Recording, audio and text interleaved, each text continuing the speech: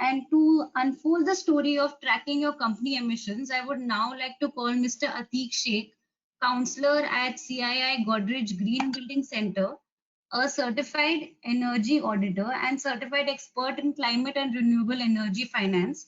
Atiq has over 7 years of experience with advising international and national clients for energy management, resource efficiency performance, and data to identify improvement opportunities.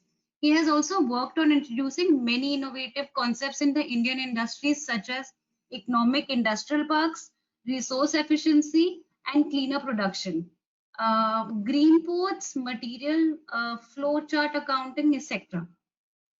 Atiq will guide us on calculating a GHG inventory by explaining emission quantification, data collection, and process. He will take us through some calculations to make it easier to understand and implement it practically. Thank you for joining us, Atiq, today.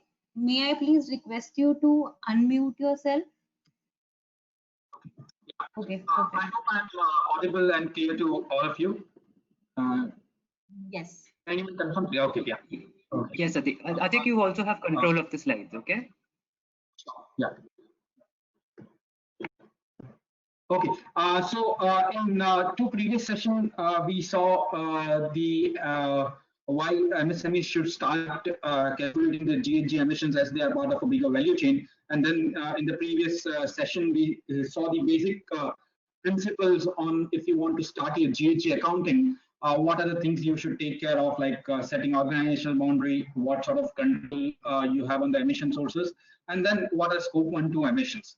But now for this session, I will be covering in detail like how to identify the emission sources. Suppose if you are having an MSME or an industry, then how you will identify what are the major emission sources from your organization. So you start accounting emissions from those sources that we will see. In the second part of my presentation, once we identify the emission sources, we need to calculate the emissions. So we will see how the emissions are to be calculated. Usually the companies use Excel-based tool or some standards tool which are available for certain sectors. But I will be giving some basic understanding on what are the methods to calculate the emissions, and then subsequently, once you start practicing your GHG accounting, then you can use the Excel tools also.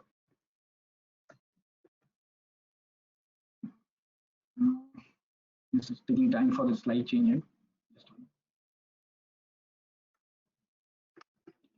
Yeah, so as highlighted by Subrata, that the greenhouse gases which are primarily covered during our GHG accounting are the 7 gases, carbon dioxide, methane, nitrous oxide, and some other gases which are refrigerant based or process related GHG emissions. So primarily if we talk about greenhouse gas inventory or accounting, we try to estimate the quantity of these gases which are getting emitted because of our operations into the atmosphere. So, sorry. Yeah.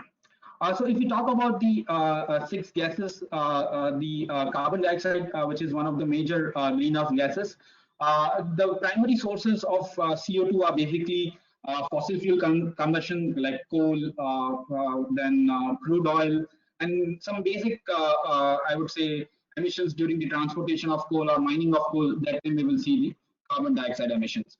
The second major greenhouse gas contributor or global warming contributor is methane, which is primarily from the agriculture sector, where we see a lot of rice cultivation. So that is a major emission source for methane. And then whenever we dispose our waste into landfill because of the anaerobic condition, methane emissions are there. And then some emissions during the natural gas transportation in pipelines or during the natural gas extraction process. The third major contributor is nitrous oxide, which is primarily the contributors are furnaces where we see a very high temperature combustion, like in range of above 800 degrees Celsius, where the nitrogen in the air will convert into N2. That is one of the major contributors. And in addition to that, when we apply nitrogenous fertilizer in agriculture sector, that time also we see some amount of nitrous oxide emissions. So these are the 3 gases which are part of major contributor to greenhouse gas or global warming, I would say. And then the other four gases, which are HFCs, is primarily the series of refrigerants like R134A, R122. So all these refrigerants, whenever it gets leaked into the atmosphere, in a way they will contribute to global warming. Then the other type of greenhouse gases, perfluorocarbon, which is primarily we see in aluminium smelters, where during the smelting process of bauxite to aluminium, that time we see this perfluorocarbon emissions from smelters. Then sulfur hexafluoride, basically it is used in electrical system where we see high voltage circuit breakers, which are SF6 type. So whenever we use such type of circuit breakers, the SF6 get released into the atmosphere, and then we have to account it accordingly. The last gas which has been recently included in our greenhouse gas accounting is NF3, or nitrogen trifluoride, which is used in microelectronics for etching process. So in manufacturing of solar panels, LCD, and some other circuit board components, we see the emissions pertaining to NF3. So as Subrata highlighted, like in a company, there are various emission sources. Like this example, which we are seeing for a small MSME, we see that MSME within their operation, they use boiler, refrigerant in air conditioners, some LPG in welding, canteen, etc. they use, and also they buy electricity from the grid. And then they use some third-party transport for raw material receipts or product dispatch. And employees also commute using their own vehicles or public transport. So all these are like emissions which are happening because of your company's existence. So it is important for us to account such emissions. So what we do usually is that whenever we start a GHG accounting, we first try to identify the emission sources. So I will just explain the three thumb rules which is you can use to estimate the GHG emissions. So this is an example of a car manufacturing company. Now, if I talk about car manufacturing company, there can be multiple sources, right from raw material procurement, then manufacturing, assembly, all those things are there. So if you're doing an inventory, this principle you can apply in your own company also. The first thing is that for any sources where there is a fuel combustion, there is a major GHG emission sources.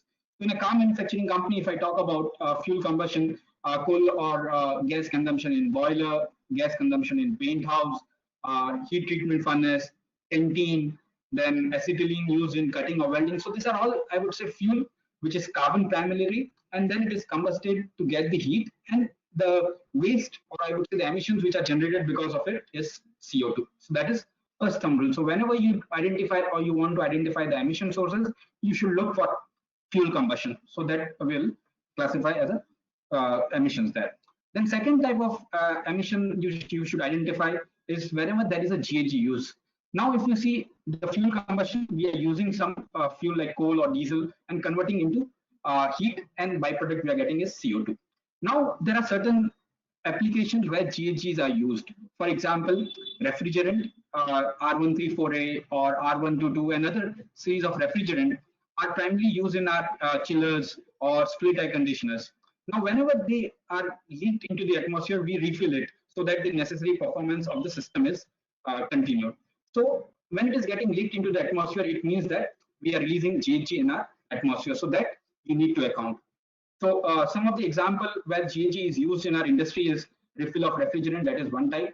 Then refill of fire extinguisher also, like CO2 type fire extinguisher, which we extensively use in industry, is an example where GHG is used. So for these two sources, whenever there is a refill, that time only we need to account it. The other example of GHG usage is sulfur hexafluoride type of circuit breakers. So this is example of wherever there is a GHG usage. The third example, or I would say thumb rule to identify the emission sources, is process emissions. Now this process emissions is specific to certain sectors only. Not all industries will have process emissions. Okay, to give you an example, what is process emission? I will take an example of cement sector. In cement sector, what happens is that limestone is a basic raw material.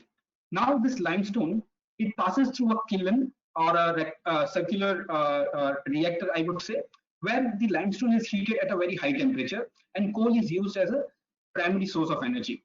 So for coal-related emissions, you're already accounting in fuel combustion. But what happens in process emission is that limestone, if you see, which is basically CaCO3, which is calcium carbonate. Now this calcium carbonate in a high temperature condition, it will go reaction and it will form lime, CaO. And as a, I would say there will be emission which is CO2.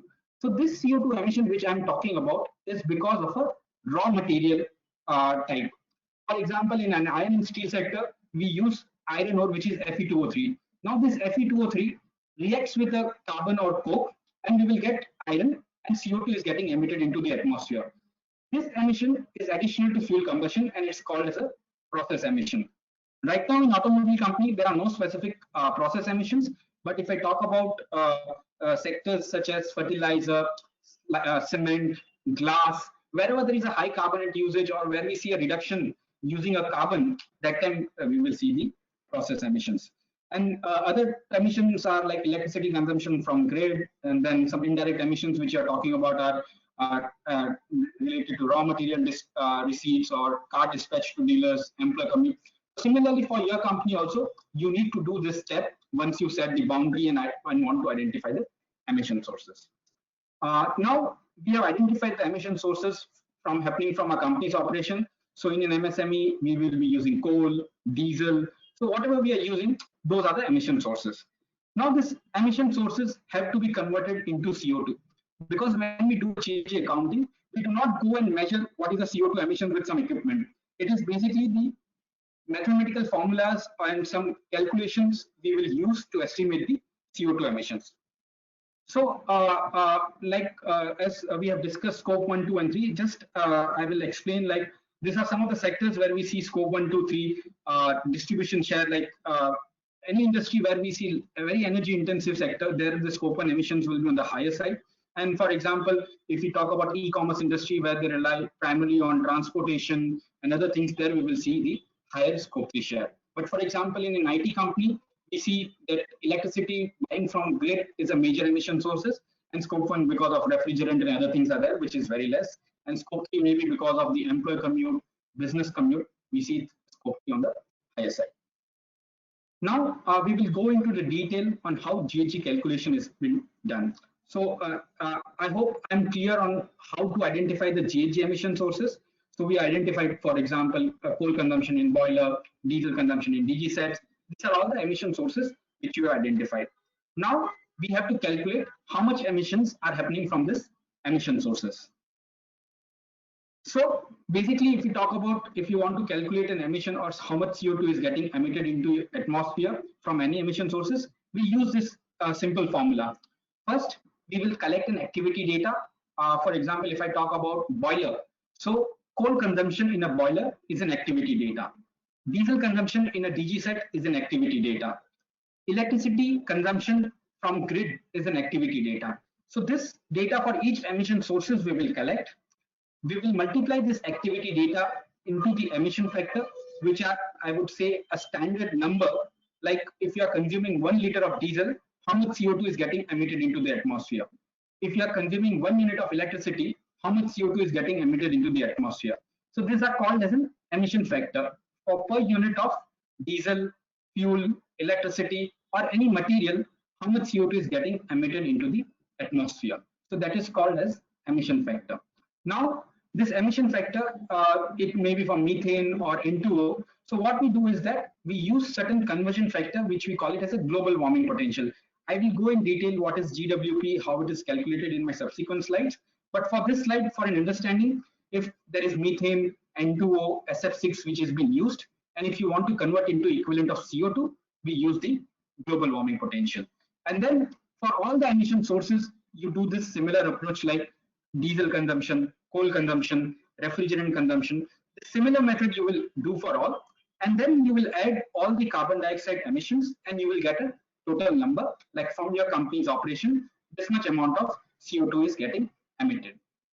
Now, in our previous session and last training series, we explained like GHG emissions has to be done on annual basis. So all this activity data which you will be collecting will be basically annual data. How much diesel consumption annually you are having, how much electricity consumption annually you are having. So all this we will use and try to calculate the annual emissions. So some of the examples of activity data are the liters of fuel consumed, kilowatt hours of electricity consumed. So whichever data can be easily converted into CO2 is activity data. Now, for example, hours of time operated in case of some equipment like excavators, or that time we can take this hours of time. But primarily we use liters of fuel consumed, kg of coal consumed, kilowatt of electricity consumed as a activity data for estimating the emissions from any emission sources. So this is a small exercise which we have included here. We will see in the subsequent slide on what are the activity data and which you should collect for. Now, when you're doing the data collection, you should primarily we use two type of data. One is primary, where we try to collect the data available from companies' activity like annual reports, or we reach out to the suppliers to get specific data and try to estimate. And in certain cases where there is no specific data available, we try to collect it from the industry average number. So many companies, when we do GHG accounting, they use the combination of primary and secondary data.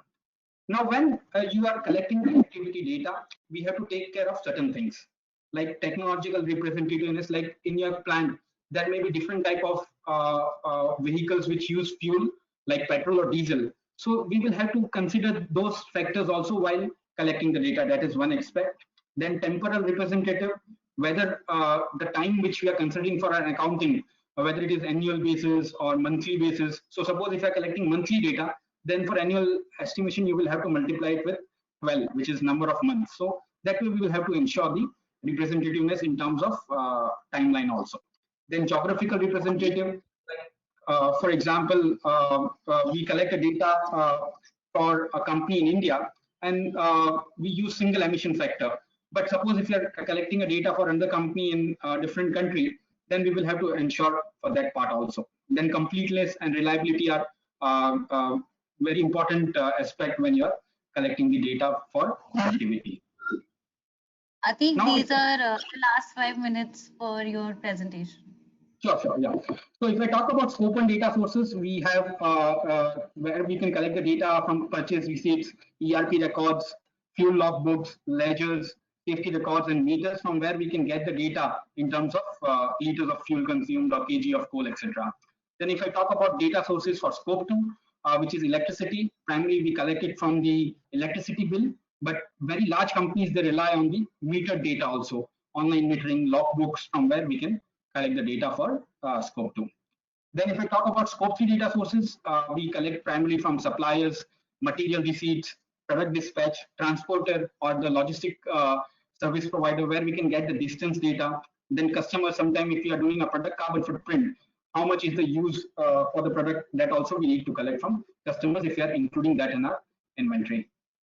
So data collection, definitely, as when we do accounting, it has to be done in coordination with different departments, because one data is maintained by energy department, one data is maintained by HR department for employee commute, business commute. So it's a well coordinated activity, and it is suggested that GHG collection, data collection systems should be implemented in the industry once they start doing a GHG accounting. Should we do the exercise, Megha, now, or afterwards we can do it? We can do it in the end, all the questions. Okay, sure. So we have discussed on the activity data. The second important factor in our GHG activity or GHG calculation is on the emission factors. So whatever activity data we are collecting, to convert into CO2, we use emission factors. Now, it's a metric where, like as I discussed, like 1 liter of diesel, if you're using, how much CO2 is getting emitted. 1 kg of coal you're using, how much CO2 is getting emitted. So all those emission factors we try to collect and convert into activity data, multiply with the activity and estimate the emissions. So when you are doing a GHG inventory and you go for searching GHG emission factors, there are primarily 3 types of emission factors which are available. First is tier 1, where we call it as a global level emission factors. Tier 2 is national, where I talk about India specific emission factors, and tier 3 is plant specific or site specific emission factors, which we try to estimate. Now, depending on the emission sources or the activity data, you can decide which one you should go for, and you should consider why, where the national data is to be considered and where site specific data is to be considered.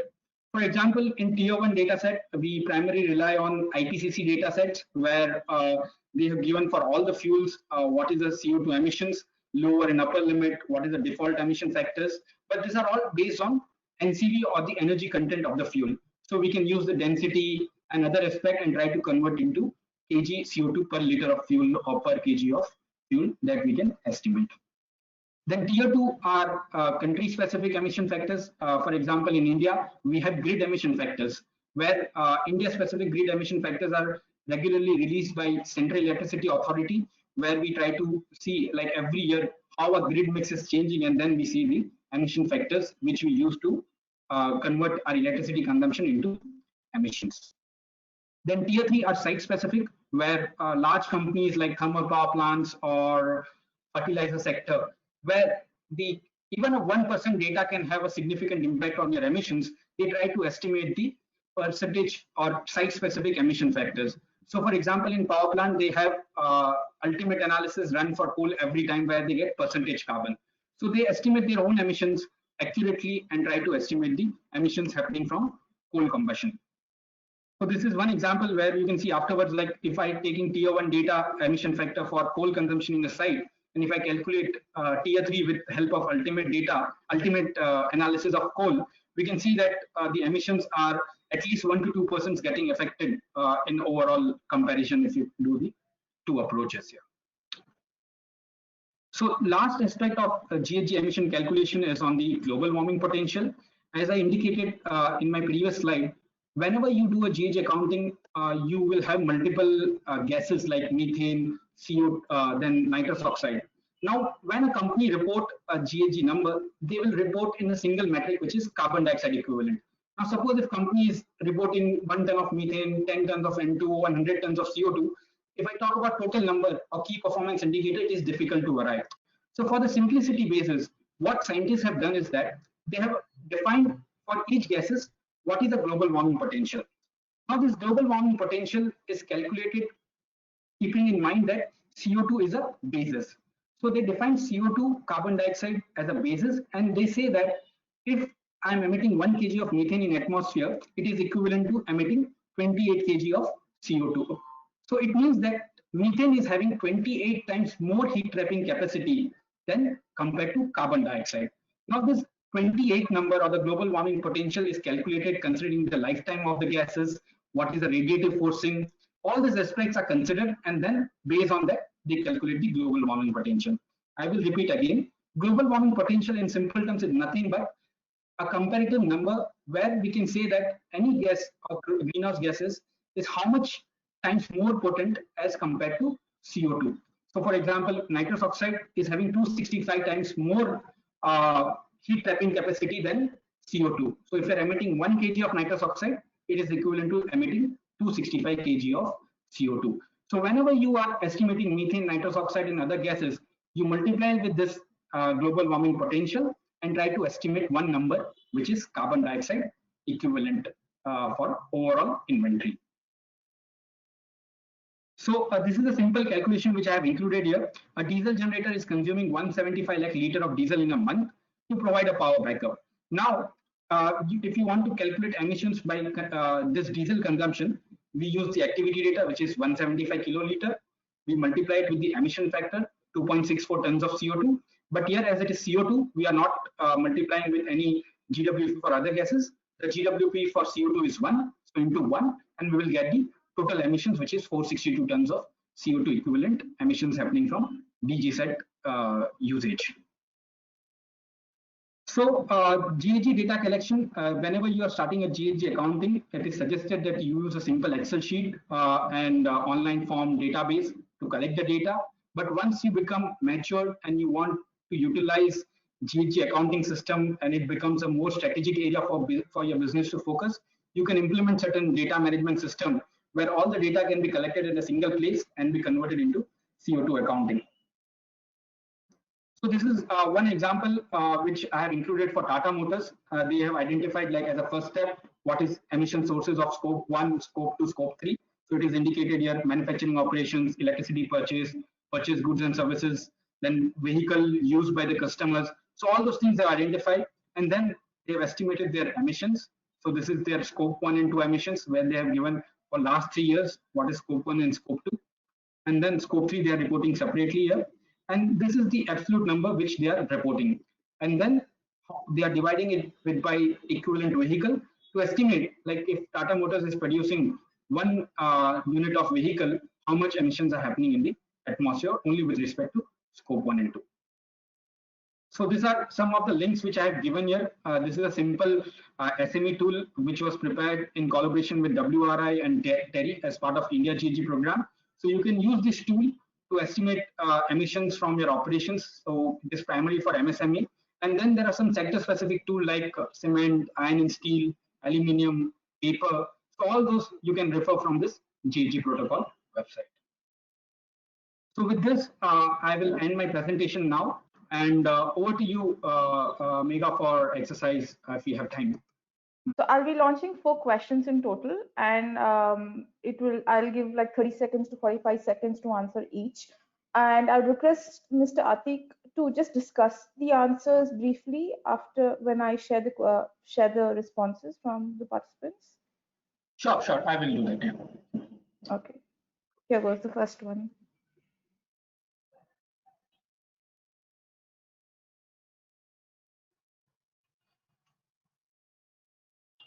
So the question here is like, what is the relevant activity data for calculating GHG emissions from coal-operated company furnace? So I would request participants to think, like if you want to estimate emissions from coal consumption in boiler, what data they should collect, and based on that they can respond to the poll question.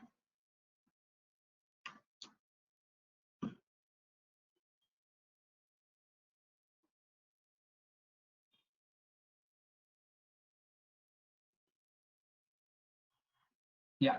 As rightly highlighted, 94% mentioned that quantity of coal consumed in the furnace.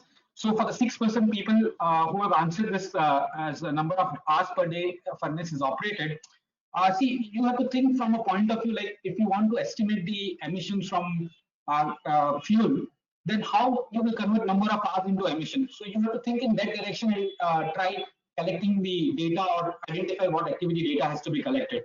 So I hope it is clear to you on quantity of coal. So quantity of coal we can multiply with the emission factors, and then we can estimate the emissions. Next question, next poll question we can take, please. Yeah. So the second question for the poll is, which emission factor below would be quantify, will be able to quantify scope 2 emissions from a company purchasing electricity from the grid? So what type of emission factor you use to convert electricity consumption from grid into emissions?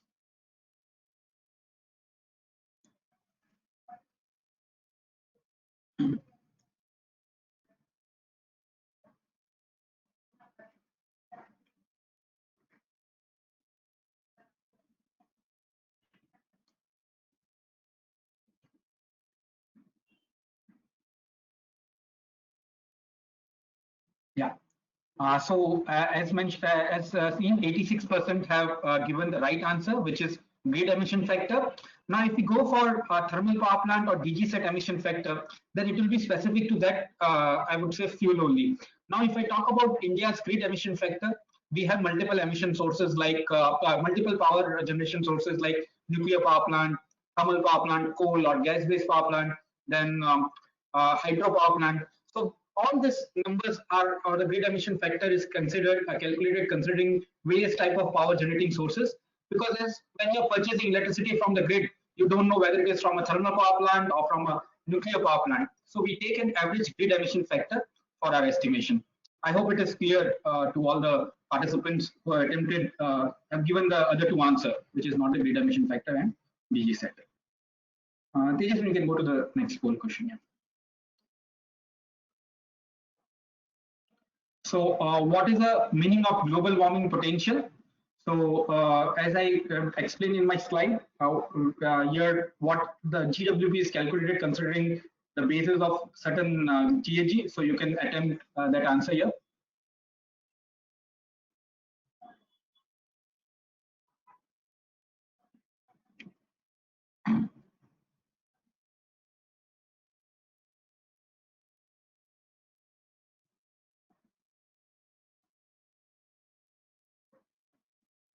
So 1 unit of CO2, that is the right answer, as GWP is nothing but converting any other greenhouse gases into equivalent of CO2. So 1 unit of CO2 is the right answer for this whole question.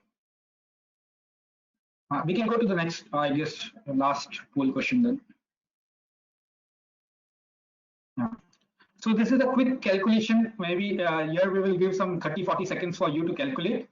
The question is that we have to calculate total CO2 emissions from use of 1800 tons of coal, which emission factor is 1.4 tons of CO2 per ton of coal, and 10,000 megawatt hour of electricity, and emission factor is 0.83 tons of CO2 per megawatt hour.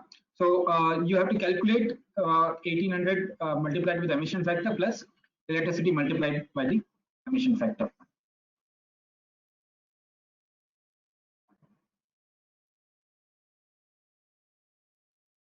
So whenever you do a GHG calculation, you please take care of the units. Sometimes the emission factor is in kg and you are multiplying with the tons number. So always this type of mistake we also do when we are doing some accounting. So please always take care of this unit conversion when you are estimating the GHG emission.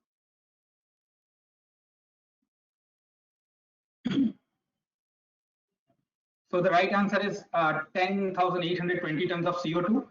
So for other people who have not given the correct answer, you may just try to do a calculation whenever you have time, and you'll be able to get the right answer. Yeah. Over to you, Tejaswini. So I guess this was the last poll question from my presentation.